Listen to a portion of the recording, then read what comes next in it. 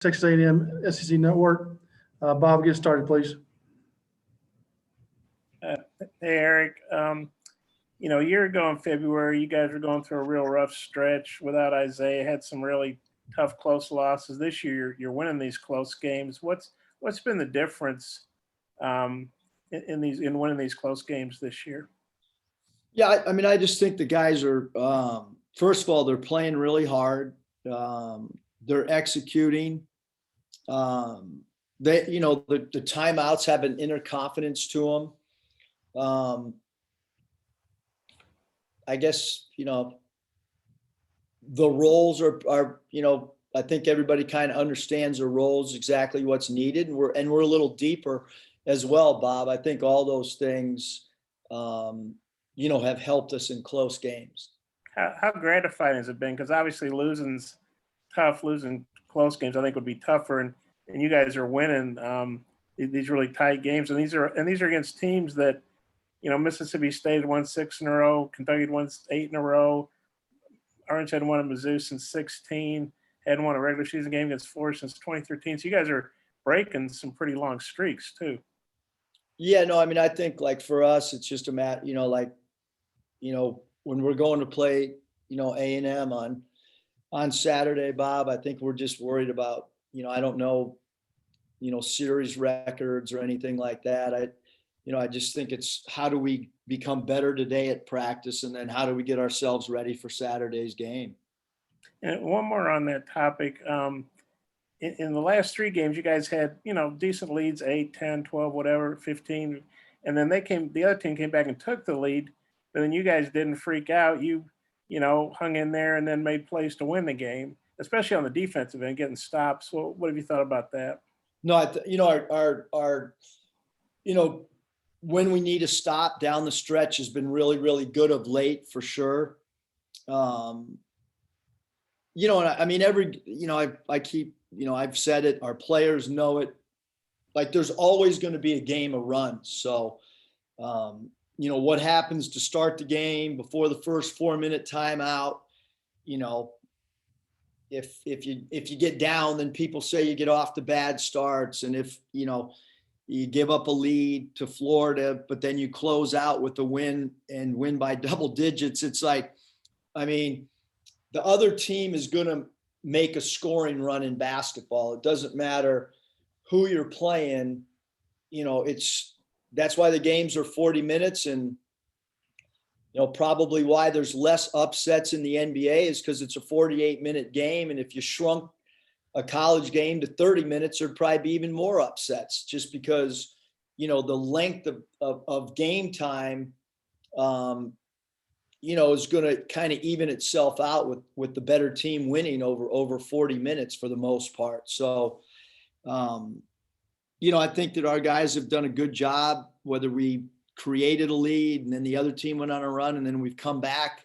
I just think, there's been really good composure of late down the stretch of games. Okay, I got a couple more, but I'll turn it back to Mike. Thanks. Jason.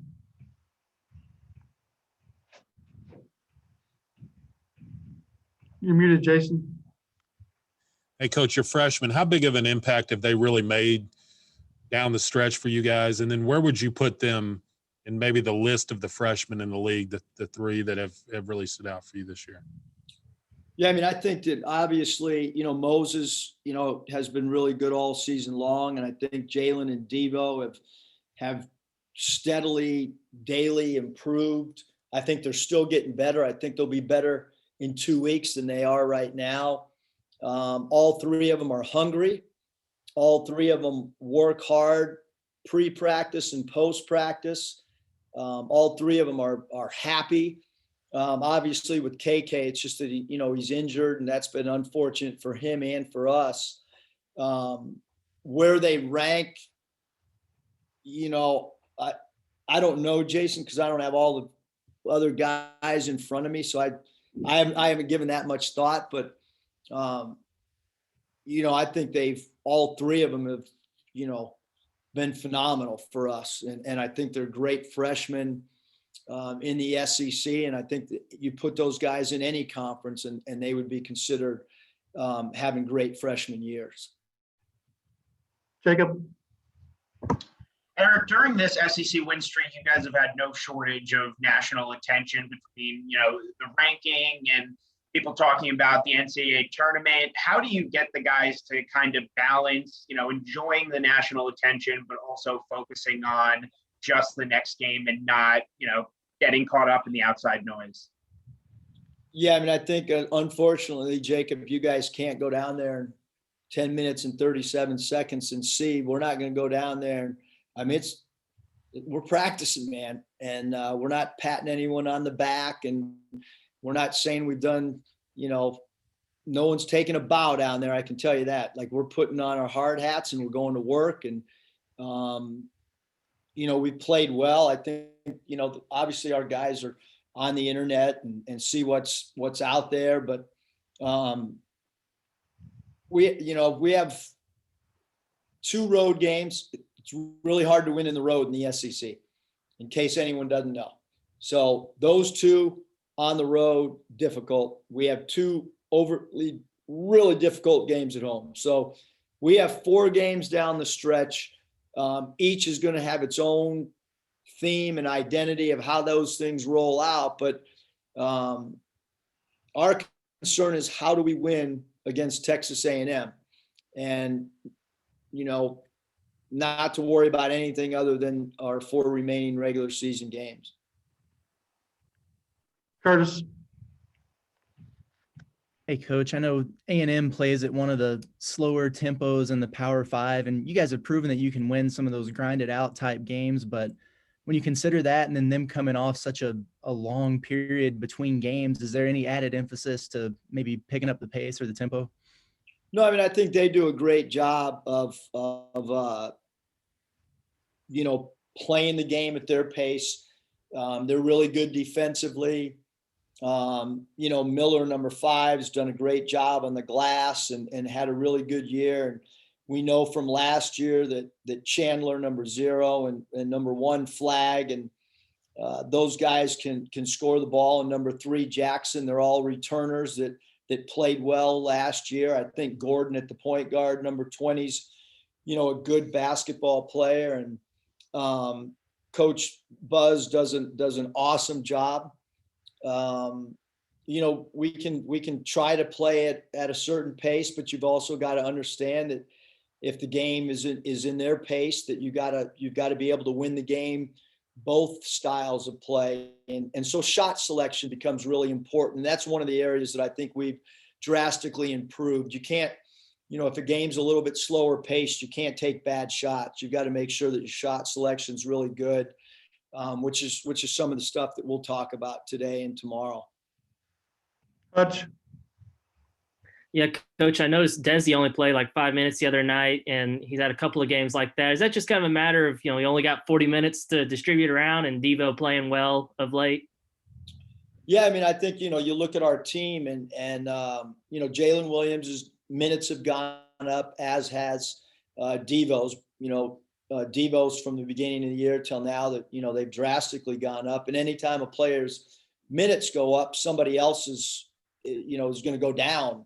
And, JD's minutes and Desi's minutes the last couple of games has not been maybe as high as before. But I think that's, part of the benefit of having a deep roster is, whoever's rolling on that night is probably going to get the bulk of the minutes.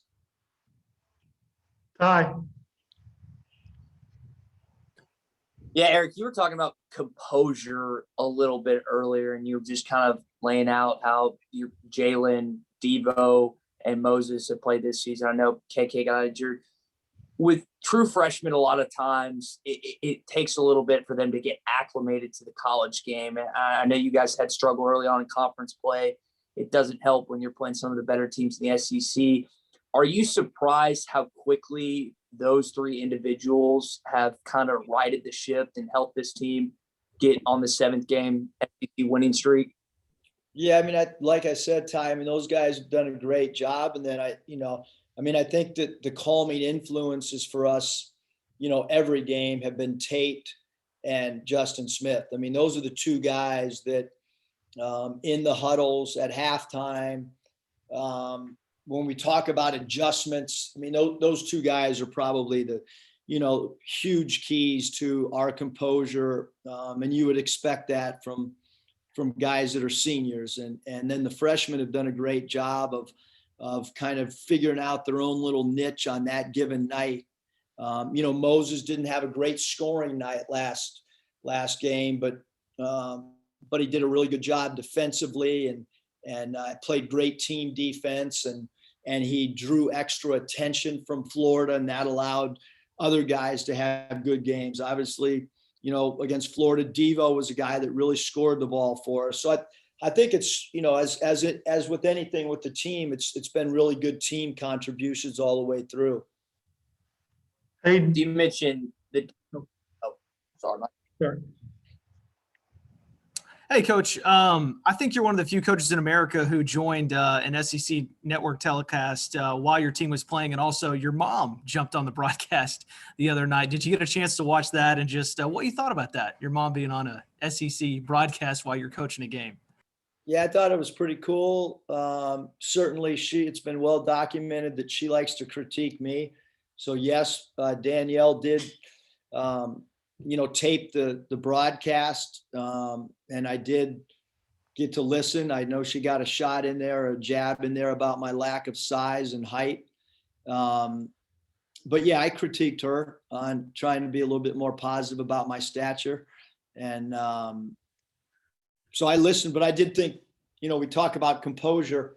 I thought she was awesome with a live mic. I thought she did a great job. Scotty, final question, please. Hey, Coach, we know Devo is quick and he's long, but is there something else to his game that you see that makes him so effective in the open floor and in transition? I mean, he's just got a burst of speed. He's got good change of direction. He's crafty. He's got in and out dribble. He's got, he can lean his body one way and take the rock to the other way. He's just got really great one-on-one ability. He's got great deception, great speed to go along with it. And then he's unorthodox too. And I think that really helps him too. Being a lefty helps. But I just think he's got a great nose for the ball, rebounding loose balls, but he's also got a great nose for open gaps.